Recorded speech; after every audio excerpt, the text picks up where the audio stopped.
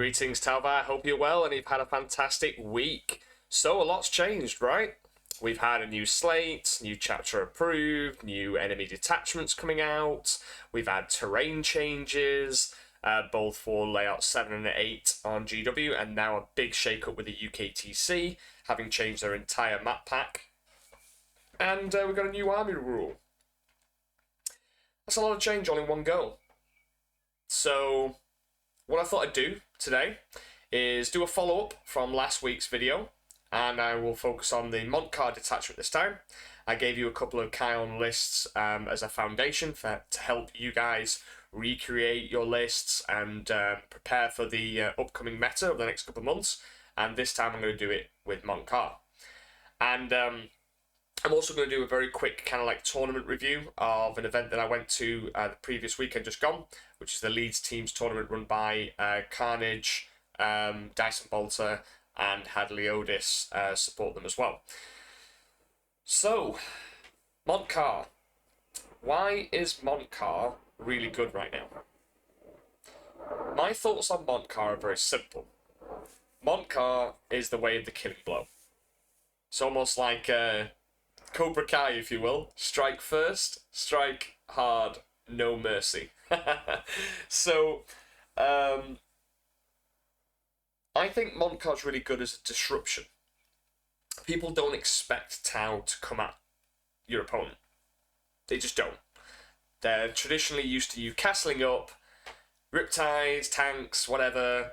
You set up some screens, you lose some screens, it's sustain hits too. That's what they expect, right? So with Monttka, it's very much like, no. Your deployment zone is our deployment zone, and I'm coming at you. And I think this is very, very good. But like in all of the lore and the stories, Montka has its day in the sun, or it has its impact, and then it'll die down. People will start to customize their lists to deal with Montka. And that's why it's really important to maybe have other lists in mind with the detachments that can go against what the enemy ends up planning for. So always have an ace in the hole. And I'm aware that people that don't play Tau might watch my channel, and therefore they know of our secrets. It's unfortunately how it happens.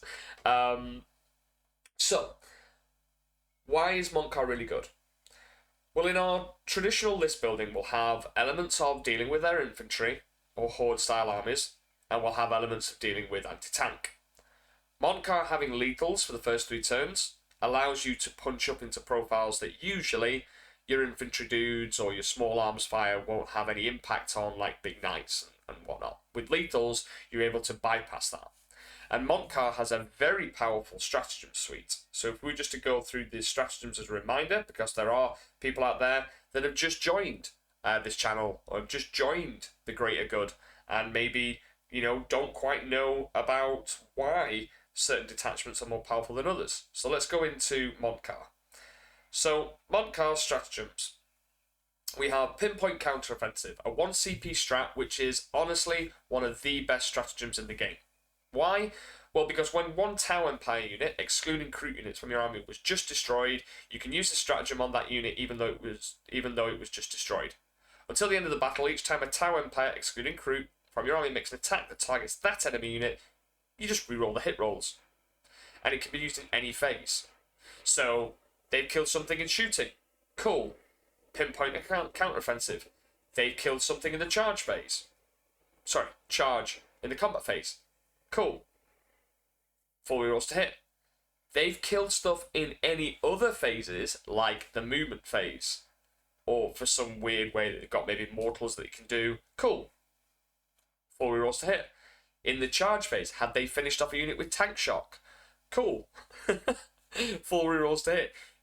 If you have enough CP, you could pretty much make most of your opponent's army that's been killing Tau Empire units have pretty much oath against them. So that stratagem for 1 CP is a goldmine.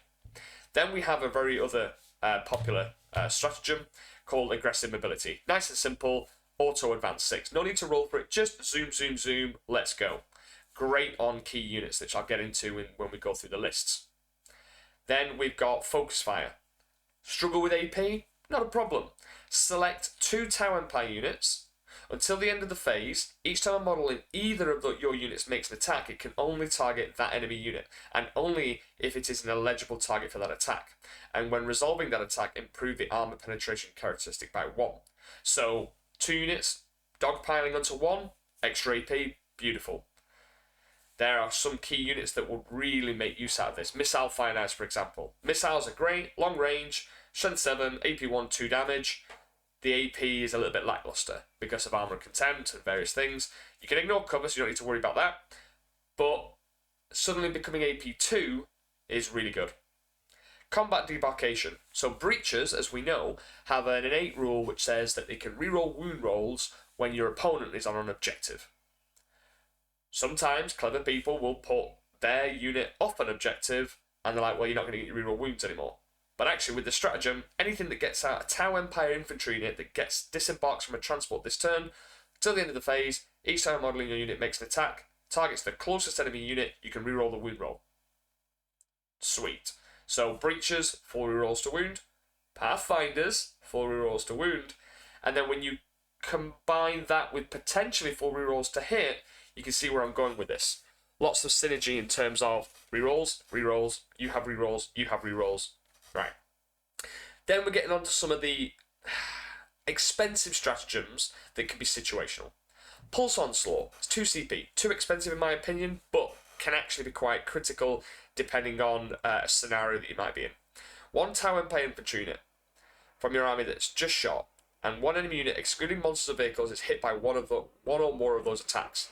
Until the end of your opponent's next turn, the enemy unit is shaken. While it is shaken, subtract 2 from its move, advance, and charge rolls. It's 2 CP, but again, if you've got a super fast unit that's going to advance and charge into you, well, how about -2 to all of that? Your movement, your advance, and your charges. Great. And then finally, the counter-fire defense system. Again, it's 2 CP, it's a little bit expensive, but you can effectively make them -1 damage. So select a Tau Empire unit, and until the end of the phase, each time an attack is allocated to a unit, subtract 1 from the damage characteristic of that attack, but it's only in the shooting phase, so it can't be used in the combat phase. Right. Apologies, I'm a little bit sniffly, hay fever's kicking in, so apologies in advance. So give me one moment while I just blow my nose. Cool. So, really good stratagems. Now, the other thing that makes up a detachment is the enhancements. So once again, really good enhancements. We do have the conditions of whilst leading a unit on a lot of them, but the key ones are, we'll just go through the list and I'll tell you the key ones that I usually will automatically take. You've got example of Montka, nice and simple. Montka works in the first 3 turns of the game, as we know. You get the assault and you get lethals when you're shooting, when you're basically guided. But this example of Montka can be selected on a Tau Empire model, and you basically get it for the 4th battle round. So it extends, just like Kion brings it forward to turn 2, Montka will bring it to turn 4 as well. So the next one is Strike Swiftly, 25 points. Tau Empire model only. It says Tau Empire. Doesn't say excluding crew. So you could put this on a crew character like a Warshaper or a Lone Spear or anything, which is, I think it's quite funny because the law basically states the commander knows victory is best assured by taking the fight to the enemy as soon as possible. This commander's a crew. Sweet, love it.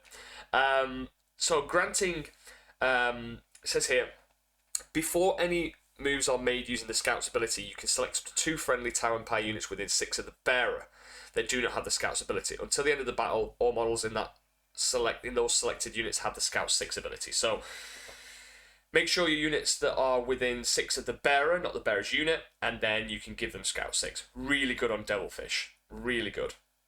And then the other one, Strat Conqueror, 15 points.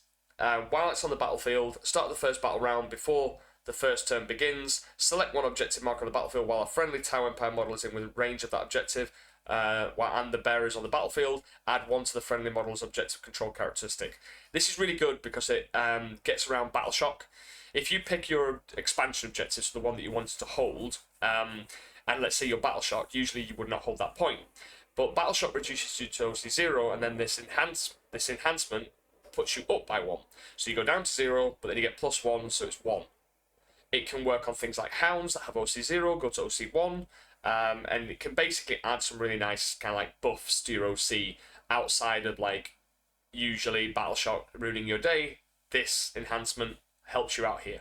So really good to put it on your expansion if you're going against, say, Tyranids, for example, with the Shadows of the Warp, which we all know is a pain in the backside because it can just shut down your primary score. This one at least gives you a little bit of a buffer.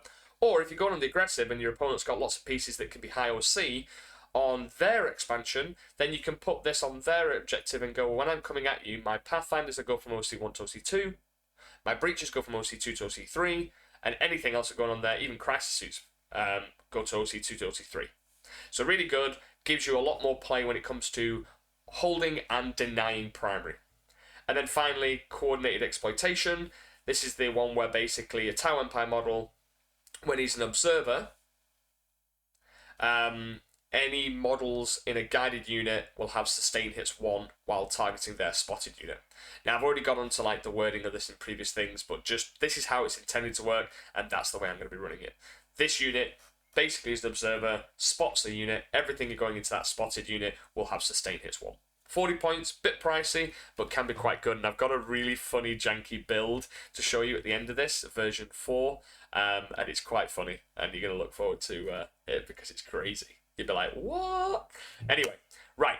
So we've gone through the enhancements, gone through these stratagems, as we've acknowledged, they're really powerful and can be very good at pushing that early game pressure and attacking your opponent. That's exactly what Mont'Ka's about. So let's get straight into some of the lists that I've designed. And then once I've done the lists, I'm going to do a very quick review of the Leeds Teams Tournament and showcase what list I took with Montka, and I'll just give you a little bit of a kind of like a rundown of some of the matchups, and I'll be doing like a tournament replay over in the Chassel tier for the subscription services that I offer. And if you are interested, please click on the link below the description. You know the game, click on it, have a look, and choose whichever one you feel is great for you. There's 3 to choose from, or 4 to choose from. Free community, which obviously I want you to get involved in anyway. It's a fantastic Discord. And then obviously you got your Pathfinder entry level, Shaspray intermediate, and then the Chassel, which is the high tier. So check on the link below, and if not, please like, subscribe, comment on this video. Everything helps, and I love the fact that you guys have been supporting me, and I'm showing steady growth, and I owe you a big thank you for that. So let's get straight into lists, shall we? Right, so list number 1. Now, you hear me talk about Montka speed and the lethality of having lethals, and the quantity of shots is important, so I built in this list both quantity and speed. Now, I've gone with a Cold Star Commander with Strike Swiftly. So the Cold Star obviously grants the +2 move to the unit and also Assault keyword. Now, you might be thinking, well, you already have Assault with the army. Yes, I do. But also, I'd like the extra movement. So an Enforcer is only movement 8, whereas a Cold Star is movement 12. So you'll have these awkward moments where sometimes the Crisis Suits can get in range, but the Enforcer, because he's only 8-inch movement, because he has a better armor save, can sometimes find himself out of position. So I've got 1 Cold Star and 1 Enforcer, both armed with the exact same loadout, Marker Drone, Shield Drone, 4 Missile Pods, which gives you an indication of where I'm going in terms of the Crisis Suits that they're going to be leading. One has got the Strike Swiftly, aka the Cold Star, and the other one has got the Strategic Conqueror for the extra OC play. Battle line, 2 Breach teams. Now, not gonna lie, in Montka, Pathfinders are actually superior than Breaches, because not only do they self-guide, but they also have some really key additional guns that they can take, the Iron Rifles. And with the stratagems that I mentioned before, Pathfinders on paper, you're like, okay, well, I've got 9 shots, they hit on 5s most of the time, and maybe hit on 4s against their spotted unit. AP2, 2 damage, and then hazardous, and then I've just got like 14 pulse carbine shots in total, plus gun drones and recon drone maybe. So like, it's okay, it's not that great, but actually when you look at, I can boost the AP, I can have full rerolls to hit if I'm targeting something that has killed a Tau Empire unit, and if I get out of a transport I can have full rerolls to wound. Then if you attach Dark Strider, for example, to a unit and with +1 to wound, suddenly that unit is actually punching way higher than it should and can often than not punch out things like vehicles and assist doing the majority of the damage against, say, little mini monsters and things like that. So Pathfinders are really, really good. But the Breacher is still superior in terms of, you know, going out early, doing the destruction play, taking objectives and also full rerolls to wound on objectives, or you spend the stratagem for full rerolls to wound if you're targeting something that's not an objective. So breach is still good, fast gun is still indeed good. So I've got 2 breach teams, guardian drone, gun drone, and then to round out the rest of the infantry in the list, I've got a Crew Carnivore squad for obvious reasons, sticking objectives, skirmishing, doing some actions, that kind of stuff. I'm not expecting anything big, they're just a disruption piece. 20 Pathfinders, armed the same in terms of the gun drones and the iron rifles, but the special drone that I've taken is one for recon, which is the infiltrating unit of Pathfinders, and then the grab inhibitor drone, which gives me -2 to charge at all times. So I've got one of each. One, they can basically hold an objective, like behind a wall, your expansion, and then threatening with the -2. The other one, causing a little bit of disruption with infiltration and getting into some good positions for guiding earlier on. 2 units of stealth suits. In Mont'Ka, you don't need more than 2. Because you have, obviously, the stratagem for 4 rerolls to hit. So that kind of like helps you out here. And I genuinely find that at the moment, because of the points increase, 2 is fine. 3 all depends on the rest of the pieces in your list. Then, in terms of the extra like damage pieces coming into the list here, I've got a unit of 2 broadsides just to aid the anti-tank, and with the missiles, or the missile drones, the heavy rail rifles, the seeker missiles, and weapon support system, it's going to be crucial because lethals, full rerolls to hit, and on top of that, you're going to see quite an influx of big durable knights, for example. I know knights have been lowered now in terms of the small knights at T9 and the big knights at T11. This is great for broadsides because you used to be winning on 4s on big knights, now you'll be winning on 3s. So I find that this is a good break point for us now, and broadsides are still really durable, and they're usually quite slow, but in Montka, you've got the assault, and you can also advance them as well. Then we've got the 2 Fire Knife Crisis teams. These love Montka. The full rerolls to hit means that when you're targeting something that's at full starting strength, gives you the opportunity to just fish for lethals. Now, the commander hits on 3s. When he's guided, he'll be hitting on 2s. So you can effectively just fish, so reroll anything that's not a 6 to go for those lethals. And like I mentioned before, the extra AP is really nice on these because they can be AP 2, damage 2. And I've got 2 units of Fire Knife teams. Notice that I've not gone marker drone, gun drone, because I've just gone all gun, all shield. So 3 crisis at 5 wounds each. 2 units of those to go with the 2 commanders. Then we need some answer to Terminator bodies, so anything with like 3 wounds. And then Iron Cannon Hammerheads are perfect for this. They're a durable body at T10, 14 wounds, 3 up save. And I've got once per game Seeker Missiles, 2 of those, and the Iron Cannon at D6 plus 3 blast. So helps you out with Horde, but also can punch up into vehicles with lethals. And Hammerheads have that innate rule of +1 to hit versus monsters or vehicles. And they've also got the free reroll to hit on wounded. If you're guided with, say, stealth suits, be rerolling 1s. You've got an option of like rerolling a cheeky 2 if you fire with your Seeker Missiles, and then you're rerolling 1s to wound as well, can help out with the efficiency. Sky Rays. Now, Sky Rays are really good in the meta right now because not only are they equipped with really good anti-tank, they're also really good into fly.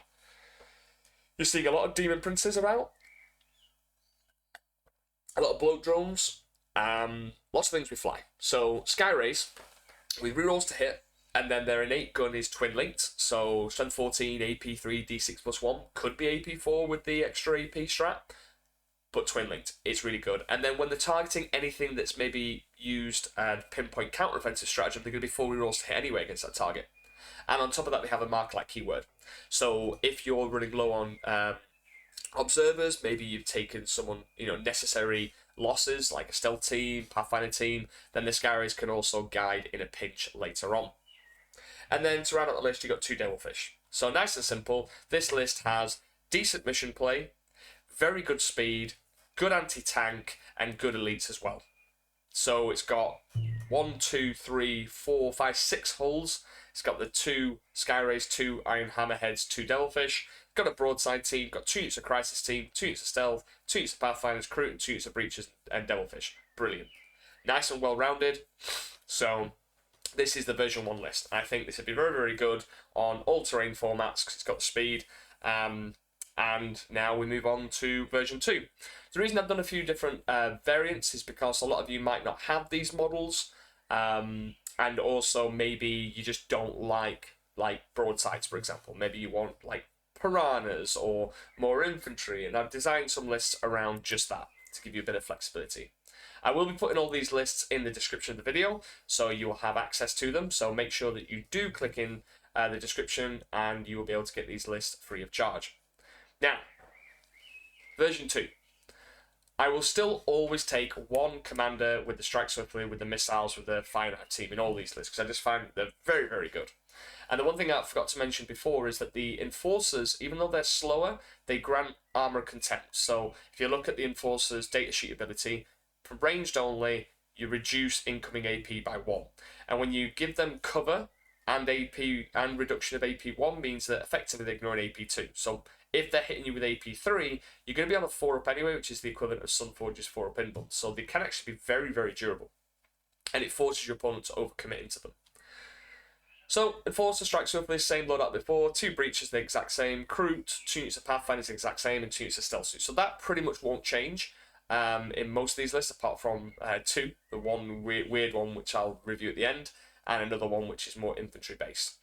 And then what we've done here is we've given you Triptide. Now, Triptide is eternal, everyone loves a Riptide apart from your opponents, so I wanted to give you a list with them included. So we've got a finite team to go with the Enforcer, and then we've got 3 Riptides, all armed with missile drones, smart missile systems, and also then we've got the Ion Accelerator. So, in the list, we need some anti-tank, so I've gone with 3 Sky Rays, really good guiders, really efficient in terms of the Twin Linked and potentially full reroll hit as well, and 2 Devilfish. You got less units, but you got your Triptide, which is more durable. What I like about this list is that the Strike Swift can be used on either Breachers or Riptides, and you've got options, right? Riptides suddenly scout moving 6, they move 10, an average advance is 3, so that's 19 inches on average, or you could just auto 6 for the stratagem and have a Riptide go 22 inches, and then one of them going 19, and if you happen to roll a 6, then you've got potentially 2 Riptides going 22 inches. People have to respect that. And I find that when using the units together in a kind of combined kind of way, Breachers plus Riptide is really good, because you can send out a Breacher team and a Riptide following it up, you're screening the Riptide from any incoming charges, they're working together alongside the Devilfish as well, and then your opponent has to deal with the infantry or deal with the Riptide. So, and then you're going to have plenty of options to pop the full rerolls to hit, and then once they deal with this, then you're going to hit them with the rest of the things in your force.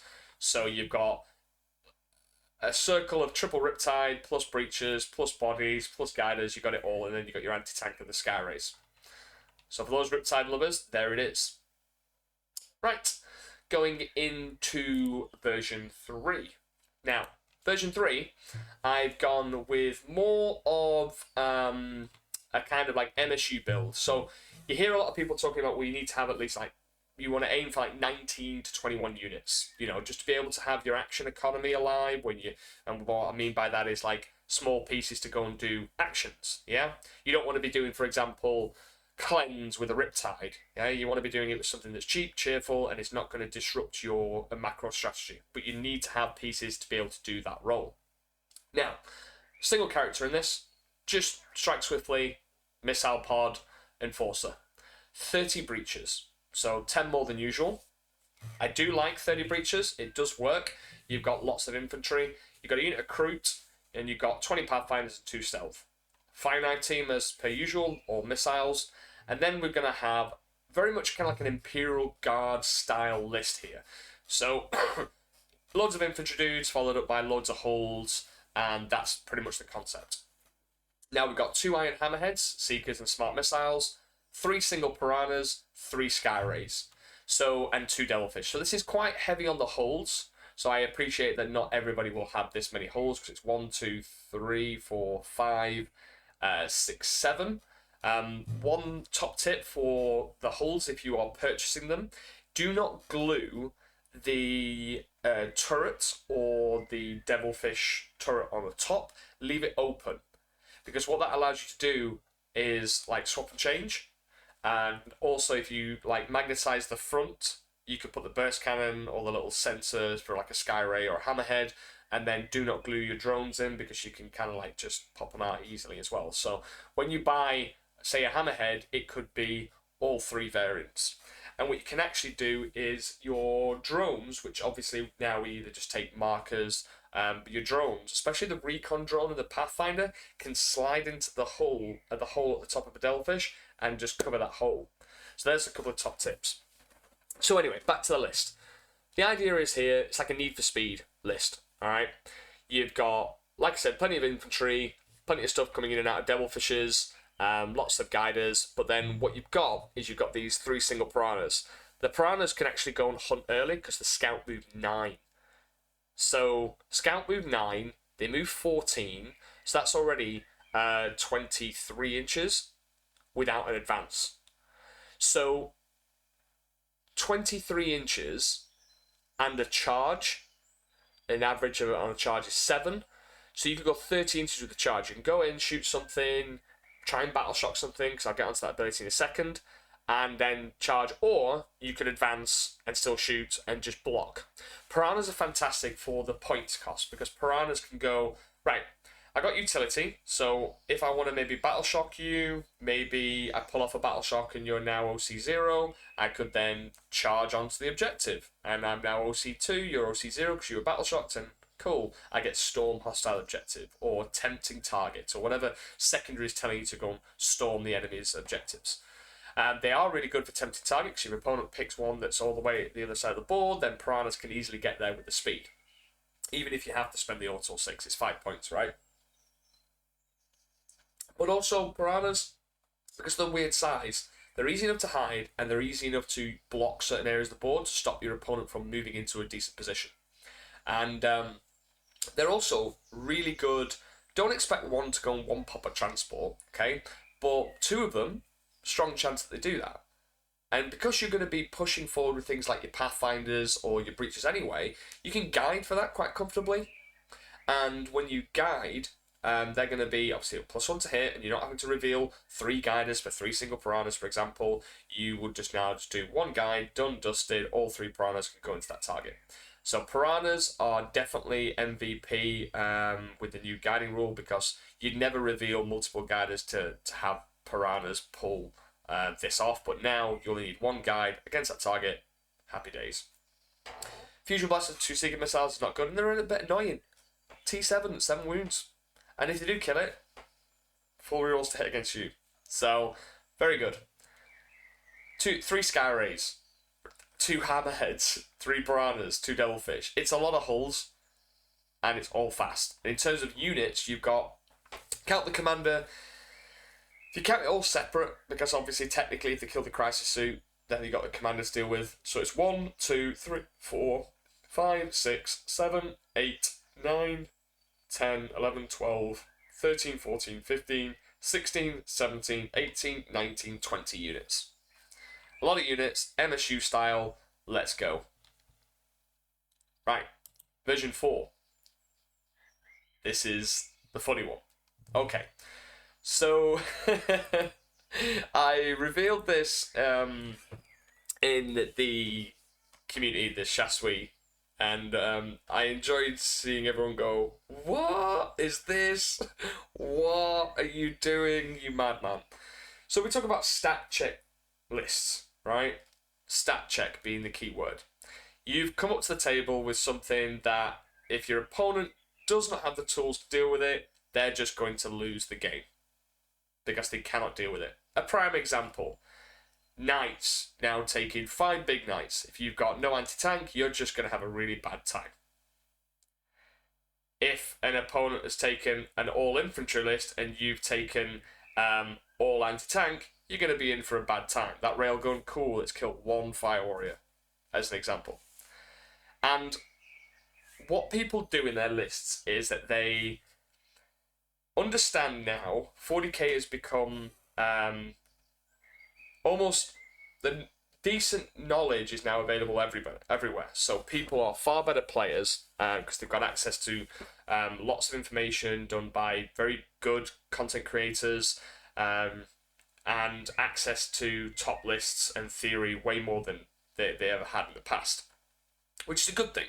And the quality of 40k players has definitely increased over the years that I've been playing. So what people do is they analyse the meta and think, okay, so I need to tech for Emperor's Children and World Eaters, and I also need to tech for Death Guard as an example. So I need to take a decent kind of balanced list that has the tools to deal with Death Guard, kind of like bloat drones, tanks, and durable things, but I also need to be able to deal with like semi-durable elites and infantry as well. So I'll balance my list to maybe be like 60-40. So in that example, I've gone like World Eaters and EC, and then Death Guard. So like 2 on one side, 1 on the other. All right. So what I'll do is I'll have like, let's just call it 2/3. My army can deal with elites and infantry, and 1/3 of it can deal with anti-tank. And then if, for example, it's like 50-50, then I'll have my list of 50-50. So they always try and balance it. When it comes to a stat check type of list, people will skew just one way and be like, you know what, like Kroot Horde, for example, I'm just going to go all the infantry everywhere, let's go. And the opponent's like, oh, for God's sake. Why am I talking about this? Well, let's get straight into this list, shall we? This is Montka Horde. So I'll go with Commander Shadowsun, Dark Strider, an Ethereal with coordinated exploitation for the sustained hits 1, a Firesight team with Strike Swiftly, a Firesight team with Strat Conqueror, the Lone Op Guiders with Sniper Drones. 1, 2, 3, 4, 5, 6. Yes, that's right. 60 breaches. I'm a man of taste. A connoisseur. Wait a minute. I'm not finished yet. 1, 2, 3, 4, 5 strike teams. This is like Star Wars Order 626. Just bullets for days. Right, so you got 50 strikes, 60 breaches. Alright, wait a minute. I'm not done yet. So, Kroot Carnivore Squad for Sticky. You know, whilst my army's pushing up against you, I want Sticky in the backfield. Cool, done. Then we've got 30 Pathfinders. Yeah, let's go. 2 Recon, 1 Grav. Right, I just want my Guiders and its bodies. So now I've already got 60 and 50, that's 110, and then 10 Kroot, that's 120 bodies, plus 30 Pathfinders, that's 150 bodies. So the answer is, what's your OC? Yes, I've got plenty of OC. Okay, cool, I'll just take 3 Delphish. So you're like, what the hell, Kyle? Yeah, but this doesn't do any damage, right? Right? Wrong. It does all the damage. You can... It's just insane, the amount of dice rolls that you will roll. Even with the strike teams, you're going, let's say it's in rapid fire range, cool. Let's say they kill the unit, sweet. Right, full rerolls to hit. I'm guiding, I've got sustained hits 1, I've got lethals, I'm full rerolls to hit. Well, I'm just going to reroll everything that's not a 6. Sweet. Yeah, cool. I'm just going to keep rolling, give you loads of lethals. I think I rolled it out with Pathfinder, Dark Strider, and 60 strikes, rapid fire range, Magnus on a 2-up save. I killed Magnus with sustained lethal and just 4 rolls to hit and just went bop, bop, bop, bop, bop, bop, bop, die. And that's not even including breaches.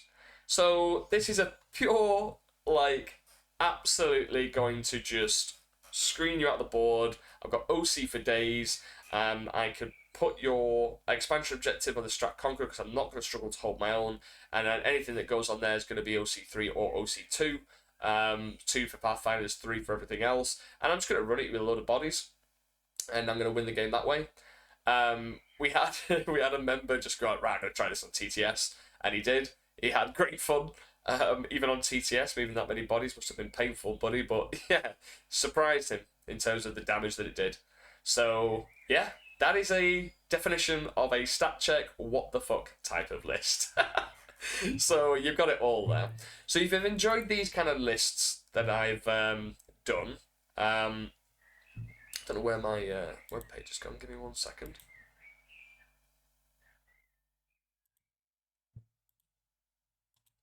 There we go. So if you've enjoyed these kind of lists, then consider joining the subscription. Now, the Shaspray is perfect for this. What we do is every 2 weeks we have a list building call. And it's a chance for you to bring your list to the stage, chat to me directly. You present your list, I give you feedback, and you leave with a finished product. Alright, or a refined product. Then you have a forum where you can post up your list prior to the call or just generally, and people will say, yeah, I tried something similar, or have you tried this and tried that? So you get like interactive advice throughout, not only just with myself, but through the community as well. And then you have access to a call every 2 weeks for list building. It's fantastic. So consider joining that. The links are in the description below. And yeah, I really enjoy doing them. And I just generally think that like Montka has such a diverse list building kind of option that you can just really kind of kit it out for fast gun, good gun. You can go riptides, you can go hulls, you can go bodies, you can go crisis suits. So there's lots of options. And I think right now, Montka is definitely going to be favoured. How long that lasts for all depends on how the meta reacts around Montka. So anyway, cool. Let's get now on to a very quick review of the event that I went to the weekend. And just before I do that, I will be posting these lists that I've made as paste bins for you to copy, and I'll put those in the description as well. So, Leeds Teams Tournament. It was an event run by Carnage, Dice and Bolter, and it also had support from a local game store called Leodis Games. And it was a 2-day event. Fortunately, it wasn't using the new cards because they came out at an awkward time, and it was using the old UKTC deployment maps. And we were using the new slate, but not the new cards, so that's something to remember. So the lists were designed around that, not the new chapter approved.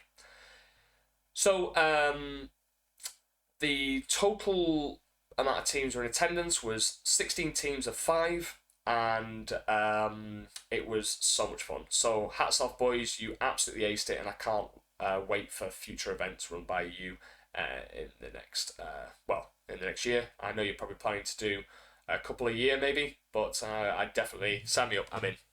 So we went as I was part of a team called Leeds Battle Bunker. And Leeds Battle Bunkers were one of the first clubs I was part of, and I was one of the OG members when we created it. And we took a team of, should we say, underdogs.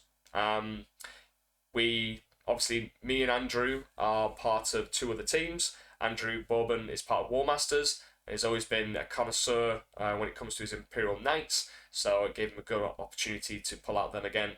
And I obviously play Tau. Then we've got Jamie Stringer on his Tyranids, his invasion fleet. Jamie plays a few armies, Custodians, Orcs, Tyranids, and he really liked the Tyranid build he come up with, and he did phenomenally well with invasion fleet. Jim Maynard has always been a fan of the Chaos armies, and he took the CSM cult build, where it's like OC for days, loads of traitor guardsmen, loads of cultist mobs, and 3 ACDC bricks, and Cypher, and Fabulous Bill. And then we had Jordan Necrons. He took the Awakened Dynasty, your Warrior Blob plus Scorpex, and lots of fun stuff. And then me on Mont'Ka. So my Montka list, again, remember, even though I've showed you like different lists, I went with something that was more tailored to the old chapter approved rather than new. I took Commander Farsight, 2 Enforcers, 1 with Strike Snuffy, 1 with Strike Conqueror, or with missiles, 3 Breach teams, 2 Devilfish, 2 Fire Knight teams, or with missiles, a Sunforge team to go with Farsight, Crude Carnivore, 2 Pathfinder teams, 1 with Grab, 1 with Recon, and 3 Skyrays and 2 Stealth. So elements of all those lists that I've shown you are in here, so you kind of understand where my kind of list building kind of theory and foundations come from. And 90% of the time it's going to have 2 Pathfinder, 2 Stealth, Crude, and some amount of Breaches. But the Crisis teams, honestly, over this weekend, the Crisis teams pulled their weight massively, and then the Skyrays were MVPs. Breaches and Crude and Pathfinders did exactly what I designed them to do. You know, OC play, blocking, gumming up the board, and then the Crisis suits bring in the hammer and absolutely decimate anything that's in the midfield or open and exposed. Skyrays performed the role of anti-tank beautifully, and them stratagems that I went through at the beginning of the video, again, phenomenal. So I'm going to be doing like a tournament review on this over for the Chassels, and this is something that I really pride myself in what I do, because I give you play-by-plays and I talk about my macro strategy and the decisions, and I give you the kind of thought process going into difficult matchups or armies, so you get the most out of me when you join for the Chassel tier. So again, if you're interested, you can sign up below, and if you maybe got a few more questions, just message me in the comments, or join the Discord on the free level, and then at Commander Puretide or DM me, and I'll get round to answering any of your questions as soon as I can. So in terms of how did we do, I'm going to go very briefly. So we should not be called Leeds Battle Bunker anymore. We should be called Leeds Blunt and Bunker. We had 1 win and 4 draws. Teams tournaments, you have to get 56 points out of 100 because each game is a WTC scoring, so it's out of 20. So to win the round as a team, you have to be a 56 minimum. So the great thing is that all of the teams that you see pretty much at the top are ones that we played. So we played Brawlers, we played Polaris, we played Carnage, and we played, I thought this was speed dating, and we played Adeptus Ineptus B team as the first round. So we kind of upset, I suppose, the podiums a little bit because of all the draws, and you can see even Carnage, like 2 draws and 3 wins. And then Brawlers, 2 draws and 3 wins. Flat Cats and Flat Cannons were the only ones that had like 4 wins and 1 loss. And then Sanguine Spanners had 1 loss, 1 draw, 3 wins. And then Polaris had 1 draw, 3 wins, 1 loss. So it's really weird. And there was no final cut in this. It was just like, it was crazy. We were all chatting outside, but like, what is going on? So the pairings in terms of what we went into, and I'm going to go into a bit more detail, obviously, on my tournament reviews with this, but we went into an Adeptus B team, and there we go. Solid win, 92 out of 100 points. We paired, Andrew Bowman is our pairings god, and he's amazing at what he does. We basically got 17s, 17s, 20s, 20s, and 18s. So I got paired into the new Tyranny detachment, and that's the burrowing one, and I 20-0'd it. If you want to know more about how I did that, you're going to have to go over in the Chassel and watch the tournament reviews. But essentially, speed is king. So my army doing very, very well there and pulling in a big 20-0. Then we're going to go into round 2.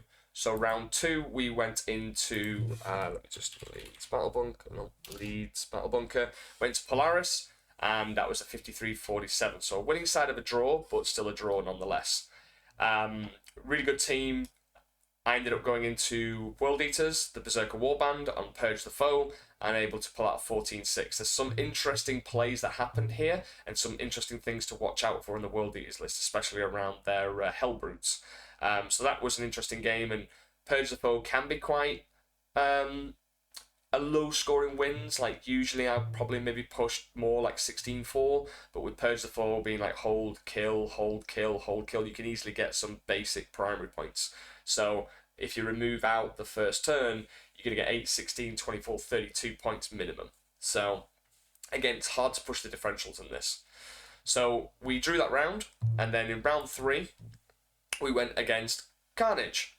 We only just hung on for a draw. We were on the losing end of a draw. If Carnage had got 1 more point, they would have won. I went in against Scott Morris with his Tyranids. This mission was Hidden Supplies Taken Hold, and with Taken Hold, it really favours whoever's going second. So as a kind of pairings kind of prediction, I had this as like an 11-9 either way, because if I go second, I've got the bottom end scoring.